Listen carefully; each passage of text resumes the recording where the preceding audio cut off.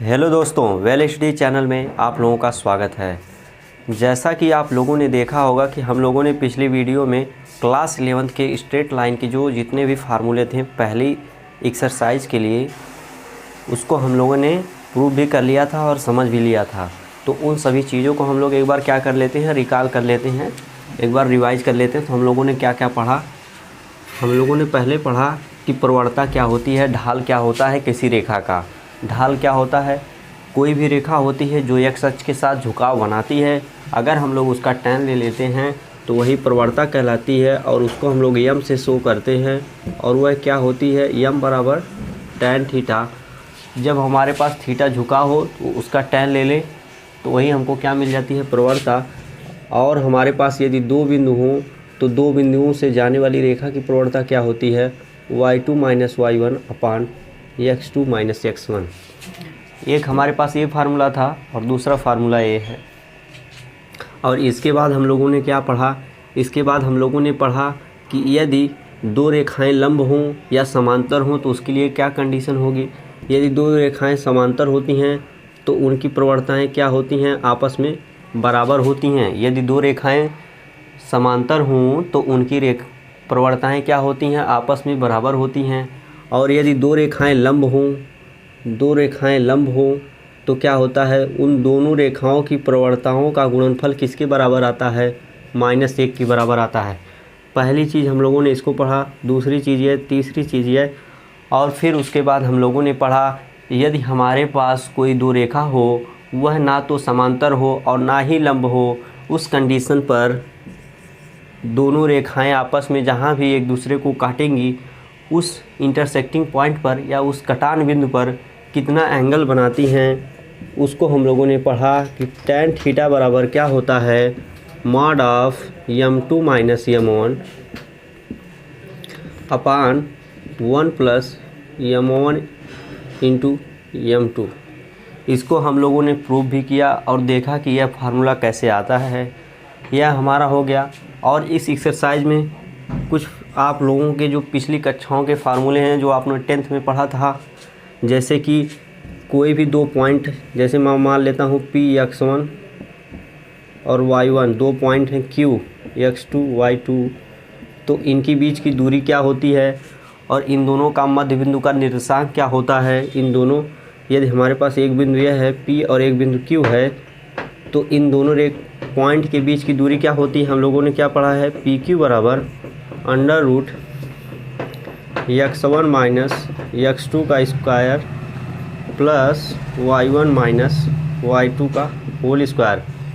और जब यह हमारे पास एक पॉइंट P के निर्देशांक क्या हों, x1 y1 हों और Q के निर्देशांक x2 y2 हों, उस कंडीशन में हम लोगों ने इसका मध्य बिंदु का निर्देशांक अगर x y मान लें, कौन सा मान लें, x y मान लें, तो x y बराबर क्या होता है, x y बराबर होता है x1 प्लस x2 अपान 2 और y1 प्लस y2 अपान 2।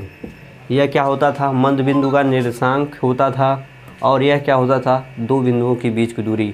मैं उम्मीद करता हूँ कि आप लोगों ने इसको पढ़ा होगा।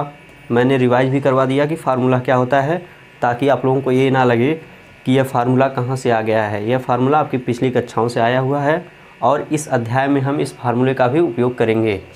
तो यही सब सारी चीज़ें हैं, इन्हीं सब सारी चीज़ों के उपयोग से हम लोग क्वेश्चंस को सॉल्व करेंगे और बहुत ही इजी वे में समझेंगे।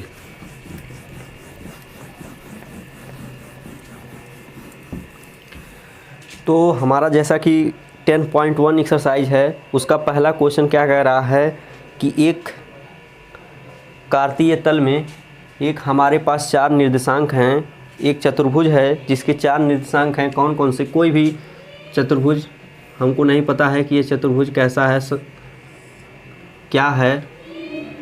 चतुर्भुज क्या है का मतलब है कि हमको नहीं पता कि यह चतुर्भुज आयत है, वर्ग है, समलंब है, समांतर चतुर्भुज, हमको कुछ नहीं पता है। हमको बस पता है कि एक चतुर्भुज है, यानी कि हमको सिर्फ और सिर्फ एक चार भुजाओं वाली आकृति दी हुई है और उसके निर्देशांक दिए हुए हैं। तो मैं मान लेता हूँ कि यह पॉइंट क्या हैं, A B C D हैं और A पॉइंट का निर्देशांक क्या कह रहा है, -4। A पॉइंट का निर्देशांक क्या कह रहा है, 4,5 -4 और बी का क्या कह रहा है 0,7 और तीसरा वाला सी वाला क्या कह रहा है 5, -5 और -4। चौथे वाला बिंदु का निर्देशांक क्या है -4, -2। यही तो हमारे पास 4 बिंदु हैं और इन्हीं 4 बिंदुओं से मिलकर हमारा चतुर्भुज बना है। अब इसी का हमको क्षेत्रफल निकालना है। तो हम लोग इसका क्षेत्रफल निकालने के लिए 2 बिंदुओं के बीच की दूरी का फार्मूला यूज करेंगे। अगर हमारे पास आयत होता तो हम उसकी लंबाई निकाल लेते और चौड़ाई निकाल लेते और लंबाई गुणे चौड़ाई कर देते तो हमारा आ जाता। अगर हमारे पास वर्ग रहता एक भुजा निकाल के स्क्वायर कर देते, लेकिन हमारे पास यहाँ ना तो वर्ग कहा है, ना आयत कहा है, ना कुछ कहा है। तो हम लोग इसको जनरल अप्रोच करेंगे, इसको मानेंगे एक त्रिभुज बनाएंगे। इसको जब बी और डी को मिला देंगे तो यह क्या बन जाएगा ABD एक त्रिभुज बन जाएगा। और इस त्रिभुज का क्षेत्रफल निकाल लेंगे और इधर वाले इस वाले BCD त्रिभुज का क्षेत्रफल निकाल लेंगे। इन दोनों त्रिभुजों का क्षेत्रफल निकाल के आपस में क्या कर देंगे जोड़ देंगे। पहले हम लोग क्या करेंगे इसका क्षेत्रफल निकालेंगे, फिर इसका क्षेत्रफल निकालेंगे, दोनों का आपस में जोड़ देंगे तो यह पूरा चतुर्भुज का क्षेत्रफल आ जाएगा कि नहीं आ जाएगा, आ जाएगा। अब हम लोगों को क्या करना है कि इस त्रिभुज का क्षेत्रफल और इस त्रिभुज का क्षेत्रफल निकालना है। तो अब हम लोग कैसे अप्रोच करेंगे, हम लोग जानते हैं कि निर्देशांक ज्यामिति में त्रिभुज के क्षेत्रफल का फार्मूला क्या होता है 1/2। हम लोग फार्मूला जानते हैं, उस फार्मूले का यूज करके इस त्रिभुज के क्षेत्रफल निकालेंगे और उसी फार्मूले से इस त्रिभुज का क्षेत्रफल निकालेंगे और दोनों का सम ले लेंगे, यानी कि ऐड कर देंगे, जोड़ देंगे तो हमारे पास इस आकृति का क्षेत्रफल आ जाएगा। तो यहाँ से हम लोग क्या करेंगे, इसको मैं मान लेता हूँ x1 y1 और x2 y2 और x3 y3 x4 y4। यह हमारे पास है निर्देशांक। तो अगर हम लोगों को इस वाले त्रिभुज का क्षेत्रफल निकालना है for triangle ABD, x1 y1 का काम तो x1 y1 ही करेगा। x1 y1 बराबर क्या होगा -4,5 और x2 y2 क्या है 0,7 और x4 और y4 क्या है -4,-2। यही हमारे पास 3 निर्देशांक हैं। इन्हीं 3 निर्देशांक से हमको क्षेत्रफल निकालना है। तो हम लोग जानते हैं त्रिभुज का क्षेत्रफल क्या होता है। अगर x1 y1 हो और x2 y2 हो और x3 y3 हो, अभी x4 को नहीं ले चलेंगे, तो त्रिभुज का क्षेत्रफल क्या होता है जब हमारे पास 3 निर्देशांक होते हैं x1 y1 x2 y2 और x3 y3। उस कंडीशन में हमारा त्रिभुज का क्षेत्रफल क्या होता है 1/2 बड़ा वाला ब्रैकेट, उसमें आता है x1, फिर उसके बाद आता है y2 minus y3 plus x2, फिर उसके बाद क्या आता है y3 माइनस y1 और फिर उसके बाद आता है x3 y1 माइनस y2। यह हमारा होता है त्रिभुज का क्षेत्रफल। अब हम लोग इसी में जहाँ पर x3 और y3 है उसकी जगह पर हमको क्या प्रयोग करना है x4। तो यानी कि यहाँ से y3 क्या हो जाएगा y4 हो जाएगा और जो y3 है इधर भी y4 हो जाएगा और जो x3 है वह क्या हो जाएगा x4 हो जाएगा और हमारे पास y1 y2 है। बस हमारे पास क्या है x3 y3 की जगह पे x4 y4 है, तो फार्मूला भी वैसे ही बनेगा, नहीं तो कन्फ्यूजन होगा। इसलिए मैं पहले लिख दिया हूँ और फिर हम लोग x3 और y3 की जगह पर रिप्लेस कर देंगे किसको x4 y4 को। तो यहाँ से क्या हो जाएगा x1 बराबर क्या आएगा x1 बराबर क्या है -4। अब वैल्यू रख देना है y2 माइनस y1, y2 कितना है 7, y2 माइनस y4 7 माइनस क्या हो जाएगा प्लस हो जाएगा, तो 7 + 2। फिर उसके बाद हम लोग देखेंगे x2 कितना है 0, तो इसके बाद जो कुछ भी हो उससे हमसे कोई मतलब नहीं है, बस हम y4 माइनस y1 लिख लेते हैं। अगर कोई संख्या का गुणा 0 में होगा तो वह 0 ही आएगा। यानी कि अगर ये x2 हमारे पास 0 है तो ये पूरी वैल्यू क्या हो जाएगी 0। इसको हम लोग लेफ्ट कर देते हैं, छोड़ देते हैं, आगे बढ़ते हैं। x4 क्या है -4 है तो यह प्लस क्या हो जाएगा माइनस हो जाएगा। तो यहाँ से हम लोग लिखेंगे -4 और y1 माइनस y2, y1 क्या है 5 है और y2 क्या है 7 है, तो 5 माइनस 7। यहाँ से क्या हो जाएगा 1/2। यह किसके बराबर आएगा 9 के, और 9 का -4 में गुणा करेंगे कितना आएगा -36। और यह क्या है 0 है तो 0 को छोड़ दे रहा हूँ मैं। और इधर क्या आएगा, इधर आएगा -4 है ही, और इधर क्या आएगा -2 आएगा। तो माइनस इंटू माइनस प्लस होगा, और 4 गुणे 2 क्या होगा 8 हो जाएगा। तो यहाँ से क्या होगा 8 आ जाएगा। और यह किसके बराबर हो जाएगा 36 + 8, यानी कि घटेगा। माइनस प्लस होता है तो क्या करता है घटता ही है। 36 में से 8 निकालेंगे कितना आएगा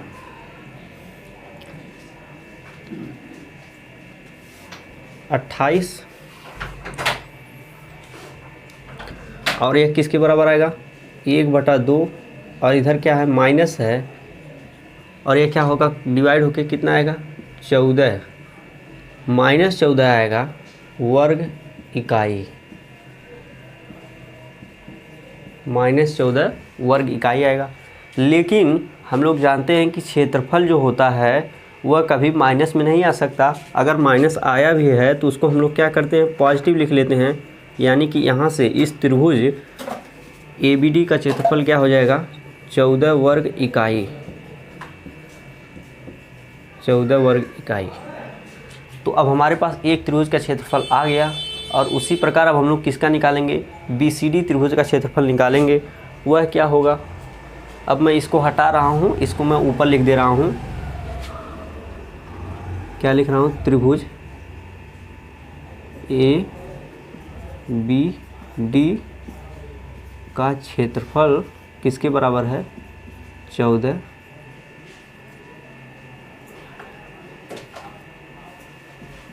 वर्ग इकाई, 14 वर्ग इकाई के बराबर है।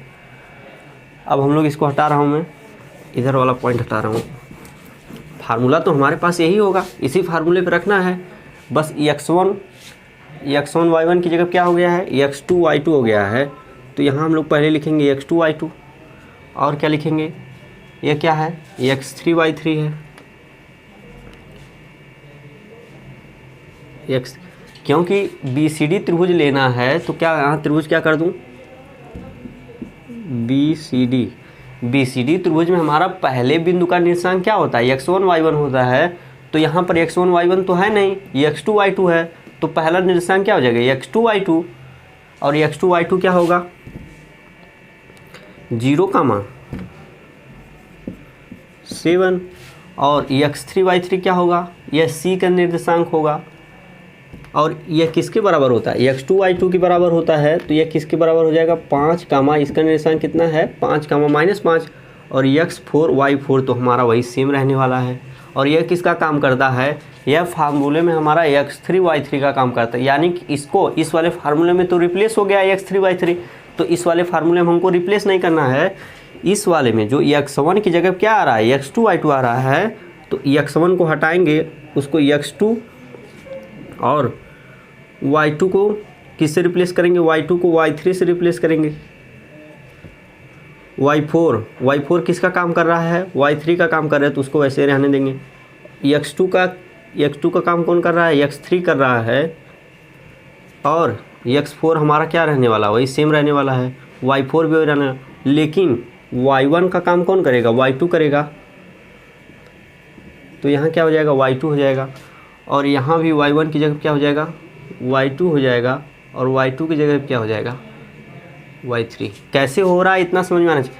क्योंकि जब हम लोग त्रिभुज का क्षेत्रफल का यह फार्मूला लिखते हैं तो यहाँ क्या होता है x1 y1 होता है, और यहाँ x2 y2 होता है, और यहाँ x3 y3 होता है। लेकिन हमारे पास है क्या x2 y2 है, तो हम लोग x1 की जगह क्या प्रयोग करेंगे x2 का प्रयोग करेंगे, और y1 की जगह किसका प्रयोग करेंगे y1 की जगह किसका प्रयोग करेंगे y2 का प्रयोग करेंगे यहाँ पर। जब हमारे पास क्या होता है लास्ट में, ये फार्मूला कैसे होता है, x1 y2 माइनस y3, फिर उसके बाद आता है x2 की जगह पे क्या है x3 है। तो सेम वही फार्मूला, बस जो निर्देशांक हमारे इस चतुर्भुज के हिसाब से है वो वेरिएट हो रहा है, तो वैसे हम लोग इसको भी वेरी करवा देंगे। तो यहाँ से क्या होगा, सारी वैल्यू हमारे पास है, तो हम लोग क्या करेंगे, 1/, वैल्यू रख देंगे। x2 की वैल्यू कितनी है 0, x2 की वैल्यू कितनी है 0, तो हमसे इससे मतलब ही नहीं है कि इसमें कुछ भी है, तो हम लोग इसको वैसे ही लिख देते हैं y3 माइनस y4। अब x3 क्या है, x3 किसके बराबर है, 5 के बराबर है।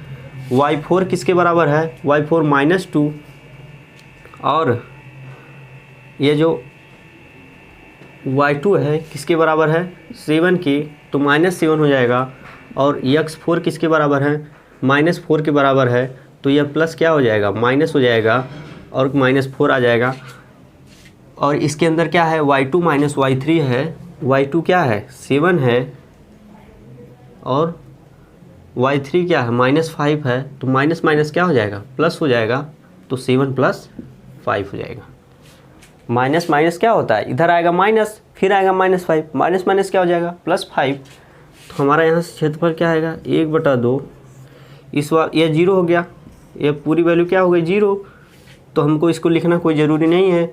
और लेकिन यहाँ क्या आएगा -2 -7, माइनस माइनस है यानी कि ऐड होगा तो आएगा कितना 9, और बड़े वाले का साइन लगेगा, यानी कि यह किसके बराबर आएगा -9, तो यह किसके बराबर होगा 5 × -9, और इधर क्या आएगा 7, 5 क्या आ जाएगा 12, तो यहाँ क्या आ जाएगा -4 × 12।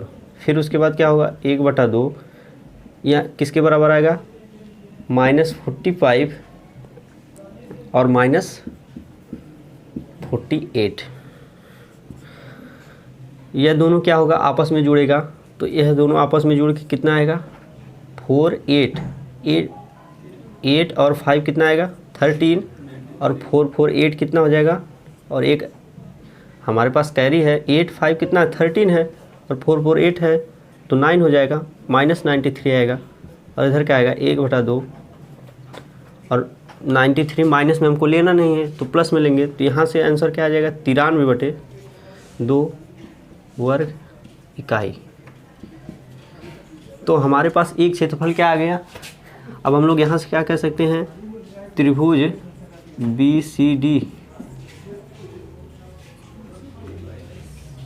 BCD क्षेत्रफल कितना है 93/2 वर्ग इकाई। अब हम लोग क्या करें, इन दोनों को आपस में जोड़ दें तो हमारा पूरे चतुर्भुज का क्षेत्रफल आ जाएगा। तो अब हम लोग लिखते हैं जो हमको हमारा आंसर था। तो यहाँ से क्या हो जाएगा, चतुर्भुज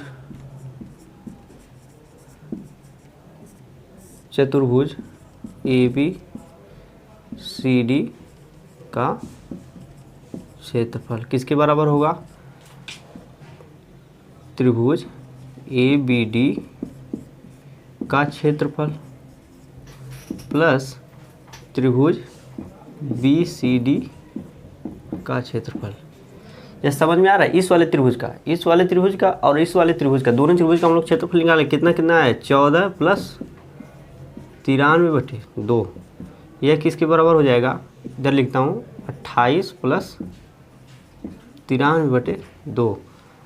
यह क्या हो जाएगा 8 3 11 और 9 2 11 1 12 121/2। अगर हम लोग डेसिमल में लिखना चाहते हैं 2 छक्का 12, 1 0 उतर जाएगा, 60.5 वर्ग इकाई।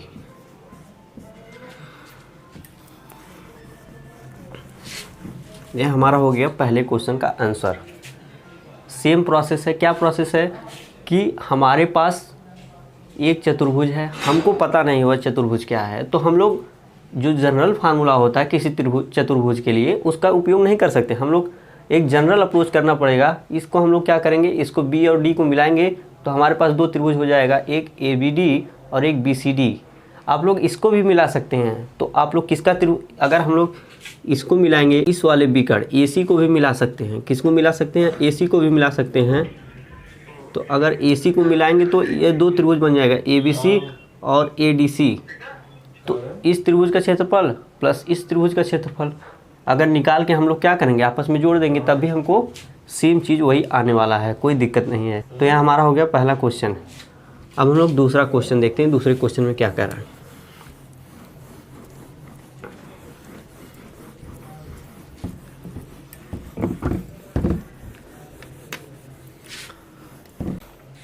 अब हम लोग दूसरा क्वेश्चन देखते हैं। दूसरे क्वेश्चन में क्या कह रहा है कि एक हमारे पास समबाहु त्रिभुज है। कौन सा त्रिभुज है? समबाहु त्रिभुज है। उसकी भुजा क्या है? 2a है। एक समबाहु त्रिभुज है। कौन सा त्रिभुज है? समबाहु त्रिभुज।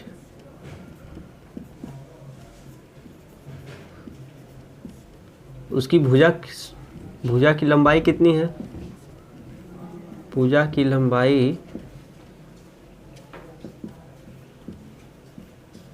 लंबाई दिया हुआ है 2a, और हमसे पूछ रहा है y अक्ष के अनुदिश, और एक बात और कह रहा है कि जो इस त्रिभुज समबाहु त्रिभुज का आधार है वह क्या है? y अक्ष के अनुदिश है। मतलब जो दिशा y अक्ष की है वही दिशा इस समबाहु त्रिभुज के आधार की है। यानी कि जो हमारा आधार होगा किसकी डायरेक्शन में होगा? y अक्ष की डायरेक्शन में होगा। इसका फिगर हम लोग देख लेते हैं, ज़्यादा समझ में आएगा। यह हमारे पास क्या हो गया? y एक्सिस, और क्या हो गया? x axis. तो बोल रहा है, क्वेश्चन में क्या बोल रहा है कि जो आधार है, ये जो अगर मैं ये त्रिभुज लिखता हूँ, आधार क्या है? वो y एक्स की डायरेक्शन में हो गया, और इसको ऐसे मिला देता हूँ। और क्या है? आधार मूल बिंदु पर है। दूसरी बात बोल रहा है कि आधार किससे होकर जाता है? मूल बिंदु से होकर जाता है। यानी कि हमारा ये क्या हो जाएगा? यह y अक्ष पे ही होगा। क्यों होगा? क्योंकि उसमें बोल रहा है कि हमारा क्या है? 2a भुजा के समबाहु त्रिभुज का आधार y अक्ष के अनुदिश इस प्रकार है कि आधार का मध्य बिंदु मूल बिंदु पर स्थित है। जो आधार का मध्य बिंदु है, अगर हम लोग इसको y अक्ष पर नहीं लेंगे तो जो इस आधार का मध्य बिंदु आएगा कभी मूल बिंदु पर होगा? नहीं होगा। तो हम लोगों को क्या करना है? इसी y अक्ष पर लेना है आधार, और यह क्या होगा? इस आधार का मध्य बिंदु होगा, और इस जो निर्देशांक हमारे पास अक्ष हैं उसका क्या होगा? ओरिजिन पॉइंट होगा। यानी कि इस मूल बिंदु का निर्देशांक, मध्य बिंदु का निर्देशांक क्या है? 0,0 है। अगर हमारे पास यह a है और यह b और c है, तो वह कह रहा है कि जो आधार है वह y अक्ष पे क्या है? हमारा y अक्ष पे है, और उसका मध्य बिंदु क्या है? 0,0 है। हमसे वह यही बताना चाह रहा है कि जो BC या जो हमारे पास समबाहु त्रिभुज है उसका आधार किस पर है? आधार किस पर है? आधार y अक्ष पर है। और क्या कह रहा है? इस आधार का मध्य बिंदु, आधार BC का मध्य बिंदु कितना है? मध्य बिंदु इज इक्वल टू, मध्य बिंदु का निर्देशांक कितना है? 0,0। अब हम लोगों से पूछ रहा है, क्या पूछ रहा है? त्रिभुज के शीर्ष ज्ञात कीजिए। यानी कि हमको क्या ज्ञात करना है? a ज्ञात करना है, b ज्ञात करना है, c ज्ञात करना है। इसका ज्ञात करने का मतलब इसका निर्देशांक ज्ञात करना है कि यह x1 y1 क्या होगा, और x2 y2 क्या होगा, और क्या होगा? x3 y3 क्या होगा। अगर हम लोग इसके बारे में थोड़ा भी आप लोग निर्देशांक अक्ष के बारे में जानते होंगे, तो अगर यह जो पॉइंट है यह x अक्ष पे है, तो यानी कि यहाँ पर जो दूरी, मतलब इसका निर्देशांक लिखा जाएगा उसमें y वाला टर्म नहीं होगा, और यह दोनों जो पॉइंट हैं y अक्ष पर हैं। किस पर? यह x अक्ष है और यह y अक्ष है। तो इसमें कौन सा, जो इसमें जो भुज होगा वह क्या होगा? शून्य होगा। क्योंकि हम लोगों ने पढ़ा है कि जब कोई भी पॉइंट y अक्ष पर स्थित होता है उसका भुज क्या होता है? शून्य होता है। उस पर सिर्फ कितनी हमको बुल्दी कोट मिलती है। यानी कि यहाँ क्या आएगा? x2 और x3 क्या होंगे? 0 होंगे। अभी हम लोग उसको देखेंगे कैसे 0 होंगे। तो हमारे पास क्या कह रहा है? यह भी 2a है, और यह भी 2a है, पूरा BC भी 2a है, AB भी 2a है, और AC भी 2a है। तो हमारा निर्देशांक क्या हो जाएगा, यह हमारा क्या हो जाएगा, और यह मध्य बिंदु है तो यह किसके बराबर हो जाएगा, ए के बराबर हो जाएगा, और ये भी किसके बराबर हो जाएगा, ए के। क्यों बराबर हो, क्योंकि मूल बिंदु तो हमारा क्या है, मध्य बिंदु है। आधार BC का क्या कह रहा, आधार BC का मध्य बिंदु क्या, ओरिजिन है। तो अगर यह ओरिजिन है तो 2a का आधा क्या होगा, a होगा, और इसका आधा क्या होगा, a होगा। यानी कि हमको क्या दिया, अगर मैं इसको o मान लें तो o भी बराबर क्या हो गया, a हो गया, और OC बराबर भी क्या हो गया, a हो गया।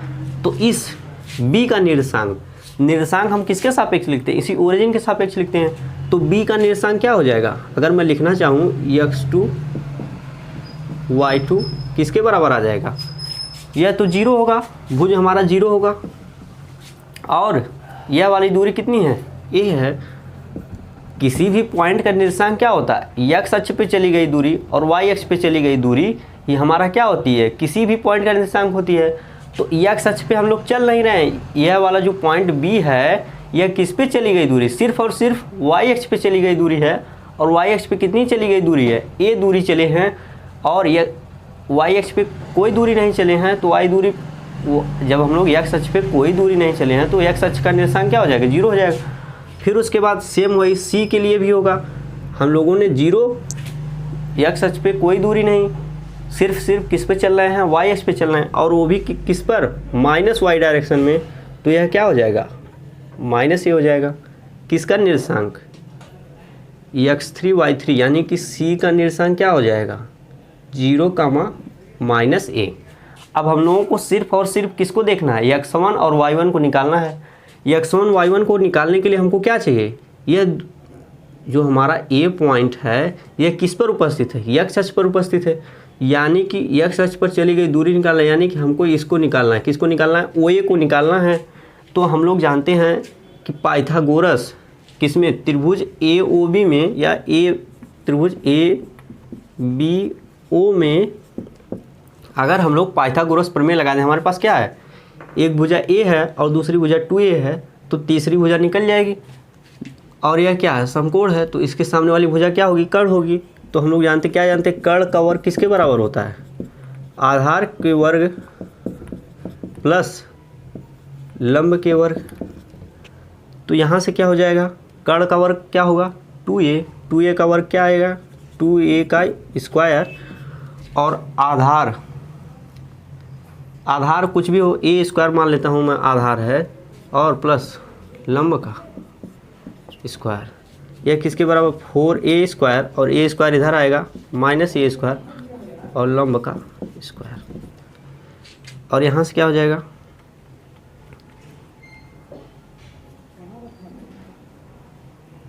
लंब, अब यहाँ से क्या होगा, लंब का स्क्वायर किसके बराबर आ जाएगा, 3a स्क्वायर के, और लंब बराबर क्या होगा, √3a। तो यह हमारा हो गया, क्या आ गया, यह लंब आ गया। लंब का मतलब क्या आ गया, यह OA, यही तो OA है, √3a। अब हम लोग इसका x1 y1 का निर्देशांक लिखना चाहते हैं, तो x1 y1 क्या हो जाएगा, x1 y1 किसके बराबर होगा, यह दूरी कितनी है, OA, x1 क्या है, OA के बराबर है, तो OA कितना है, √3a, और y1 क्या है, 0।